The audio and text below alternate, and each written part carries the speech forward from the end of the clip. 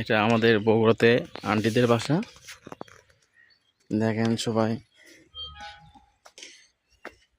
অনেক ভাই আছে, ছোট ভাই প্লাস ছাত্র, মানে আমার কাছে আরবি শিখছে। দেখেন ওর কাম কাজ, মানে বাসার সামনে একটু জায়গা আছে, এখানেই আবাদ বসত আর কি। দেখেন কলা গাছ, মানে শহরের ছেলেবেলে কিন্তু অনেক ট্যালেন্ট, অনেক কিছু বোঝে। এই যে দেখেন এভাবে আবাদ বসত সে করছে, সুন্দর আর কি পরিবেশটা। আর ছাদের উপর অনেক রকম সবজির গাছ টাছ অনেক কিছু আছে।